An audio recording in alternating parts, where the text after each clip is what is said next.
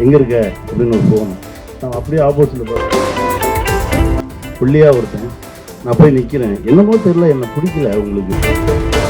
3 மெகாவையும் கொடுத்தாச்சு, இந்த அசோசியேட்டுக்கு எல்லாத்துக்கும் கொடுத்து நான் நிராயுத பணியாக. நேர்மையும் உண்மையும் எப்போவுமே வெல்லும் அப்படின்லாம் பேசிகிட்டு இருக்கோம்.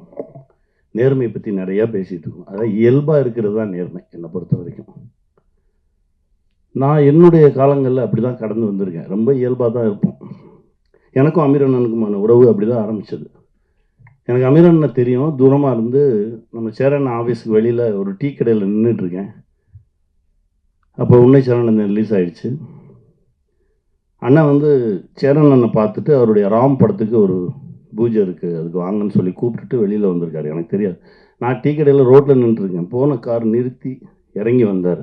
அந்த டீ கடை கூட டீ கடை கிடையாது, தள்ளு வண்டியில் கடை வச்சுருப்பாங்க. நேராக இறங்கி வந்தார். உன் படம் எனக்கு ரொம்ப பிடிச்சிருந்தது தம்பி, உன்னை சார்ந்தது எனக்கு ரொம்ப பிடிச்சிருந்தது. நான் சொந்தமாக ஒரு படம் எடுக்கிறேன், ராம்னு ஒரு படம். அதுக்கு இன்னும் 2 நாளில் பூஜை இருக்குது, நீங்கள் வரணும் அப்படின்னா. அப்படி தான் ஆரம்பித்தது. அதுக்கு பிறகு திடீர்னு ஒரு நாள் நான் உதயம் தேட்டருக்கு வெளியில் ஆப்போசிட்டில் ஒரு பஸ் ஸ்டாப்பில் நின்றுக்கிட்டு இருக்கேன். எங்கே இருக்க அப்படின்னு ஒரு ஃபோனு. நான் அப்படியே ஆப்போசிட்டில் பார்த்துட்டு, ஆனால் உதயம் தேட்டருக்கு வெளியில் ஒரு பஸ் ஸ்டாப் கிட்ட நின்றுட்டு இருக்கேன் அப்படின்னு. இப்போ தான் உனக்கு கடந்து போனேன், இந்த யூட்டர்ன் அடித்து வரேன், ஏன் ரோட்டில் நின்றுருக்கேன் வா அப்படின்னு சொல்லி திருப்பி கூட்டிகிட்டு போனேன். இந்த உண்மை இருக்குல்ல, இதுதான் நம்மளை இறுக்கி பிடிச்சிக்கும். சுப்பிரமணியபுரம் பண்ணும்போது அப்படி தான் எல்லாத்தையும் விட்டாச்சு. 3 மெகாவையும் கொடுத்தாச்சு, இந்த அசோசியேட்டுக்கு எல்லாத்துக்கும் கொடுத்து நான் நிராயுத பணியாக போகிறேன். அங்கே என்ன பண்ணி வச்சுருந்துருக்கான், ஒருவேளை இவர் நம்ம சொல் பேச்சை கேட்காம 2 படம் டைரக்ட் பண்ணியிருக்காரு, ஒரு 2000 எபிசோடு எடுத்திருக்காரு, வேறு ஏதாவது பண்ணார், நம்ம சொல்கிறத கேட்கல அப்படின்னா நம்ம ஒரு சப்ஷூட் வச்சுக்குவோன்னு சொல்லி சசி வச்சுருந்துருக்கான். எனக்கு தெரியாது. என் ரூம் பக்கத்து ரூம்லேயே இருந்திருக்கான் அந்த சப்ஷூட். நான் போய் நான் பாட்டுக்கு நான் பாட்டுக்கு போனேன், நான் பாட்டுக்கு நின்னேன். என்னப்பா நான் கூப்பிடவே மாட்டேறீங்க அப்படின்னா, இல்லை ஒரு 2 நாள் நீங்கள் சாப்பிட்டு தூங்க, அப்புறமா எடுப்போம், ஏன்னா ரொம்ப ஸ்ட்ரெஸ்ஸாக இருக்குது முகம் அப்படின்னு சொல்லி ஒரு 2 நாள் ரெஸ்ட்டு கொடுத்தாங்க. 3ஆம் நாள் போய் ஷூட் பண்ணுறோம், ஒரே ஒரு ஷார்ட் நடிச்சு நீங்கள் கிளம்புங்க அப்படின்னாங்க. நான் போய் என்ன பண்ண போகிறேன், நீ தான் எடுத்துகிட்டு இருக்கல, நான் நிற்கிறேன் அப்படின்னு சொல்லி வேட்டியை மடித்து கட்டிட்டு க்ரௌடை கிளியர் பண்ணிகிட்டு இருந்தேன். க்ரௌடை கிளியர் பண்ணிட்டு இருக்கும்போது சசி கூப்பிட்டான், அண்ணே இங்கே வா, அதை பார்க்குறதுக்கெல்லாம் ஆள் இருக்குது, நான் நடிக்கிறேன், நீ எடு அப்படின்னா. அங்கே தான் ஆரம்பிச்சது. ஒரு உண்மையும் நேர்மையும் தான் நம்ம இழுத்துக்கிட்டே போகும். அது முடிச்சவங்க சசி சொன்னான், நீ சொல்லு அவங்களா பேசிக்கிட்டான். என்னடா அப்படின்னா, ஒரு சப்ஸ்டியூட் வச்சுருந்தோம் பக்கத்தில், அது அவனுடைய நேர்மை. ஒரு சப்ஸ்டியூட் வச்சுருந்தோம், உன் கையில் நான் மைக்கை கொடுத்தவொன்னே அவனை ராத்திரி அனுப்பிச்சிட்டேன் அங்கேருந்து அப்படின்னு சொன்னான். முதல்ல நடிக்க போகும்போது எங்கள் டைரக்டர் ஒரு சீரியல் ஷூட்டிங், புள்ளியாக ஒருத்தன். நான் போய் நிற்கிறேன், என்னமோ தெரியல, என்னை பிடிக்கல உங்களுக்கு.